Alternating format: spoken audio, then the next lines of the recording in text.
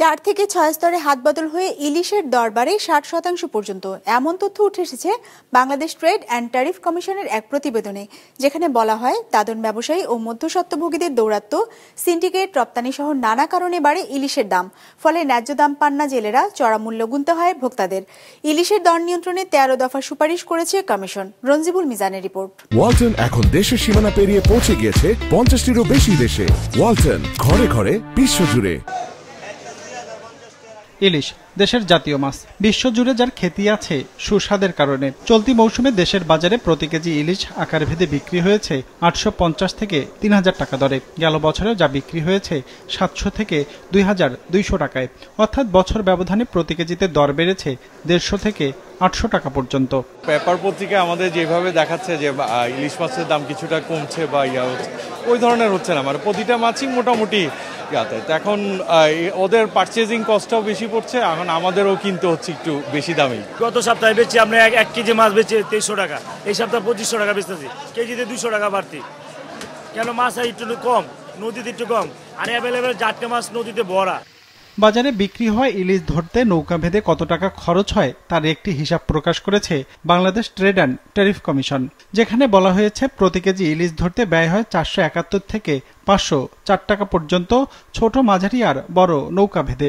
জেলেরা মাছ ধরে নিয়ে আসার পর এই খরচের সঙ্গে যোগ হয় ইলিশ আহরণের নিষেধাজ্ঞার সময়কাল, জেলেদের জীবন ধারণ ব্যয়, উৎপাদকের মুনাফা, আড়ত কমিশন, সংরক্ষণ ব্যয়। এর সাথে ফরিয়া ও পাইকারের মুনাফা, খুচরা ব্যবসায়ীদের লভ্যাংশ যোগ করে প্রতি কেজি ইলিশের দাম পড়ে 813 টাকা থেকে 846 টাকা। প্রতিবেদন বলছে 4 থেকে 6 স্তরে হাত বদল হয়ে ইলিশের দর বাড়ে 60% পর্যন্ত। মজুদ এবং সিন্ডিকেট, যেটা আমাদের বাজার ব্যবস্থা একটা সাধারণ সমস্যা, এবং জেলেরা তাদের তো মূলধনজনিত ব্যয়ের ক্ষেত্রে কিন্তু তাদের হোল্ডটা থাকে না, এখানে তারা কিন্তু দাদনের উপর নির্ভর করে।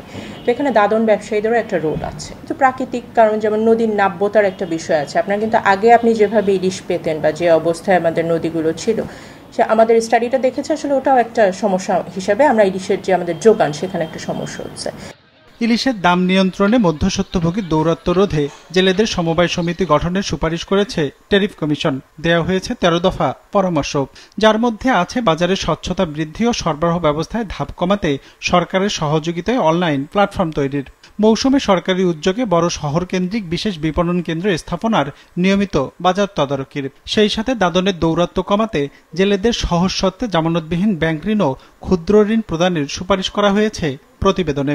আমাদের শুধু সাপ্লাই চেইনের ম্যানেজমেন্ট একটা সমস্যা, এইখানে সরকার থেকে একটা নীতি, যদি সরকার নীতি করতে চায় একটা নীতি করা যেতে পারে। আর মূল্য নির্ধারণের যে সমস্যাটা, মানে মূল্যের ক্ষেত্রে আপনি যেটা বলছেন যে আমাদের উচ্চ মূল্যে, আমার ভোক্তা উচ্চ মূল্য পাচ্ছে, আমার জেলেও প্রপার মূল্য পাচ্ছে না, তাহলে কি করতে হবে? আমার জেলেকে তার ভয়েসটা, যে সে কত মূল্যে পাচ্ছে, সে কি কালেক্ট করছে, এটার জন্য আমি আমার জেলের ভয়েসটা শুনতে চাই, তাহলে তাকে একটা কোনো প্ল্যাটফর্মের মাধ্যমে আসতে হবে, একটা মূল্য থাকবে। যেমন আমরা সবসময় কিন্তু একটা মূল্য নির্ধারণের বিষয় থাকে, সর্বোচ্চ মূল্য একটা সিলিং প্রাইস যদি থাকে, তাহলে কিন্তু ওটা ক্রস করার সুযোগ থাকে না। বাংলাদেশ মৎস্য গবেষণা ইনস্টিটিউটের তথ্য অনুযায়ী দেশের মোট ইলিশের প্রায় 60%ই ধরা হয় সমুদ্র থেকে, বাকি 15% নদী আর 25% নদীর মোহনা থেকে। রঞ্জিবুল মিজান, বিজনেস রিপোর্ট, মাছরাঙ্গা টেলিভিশন।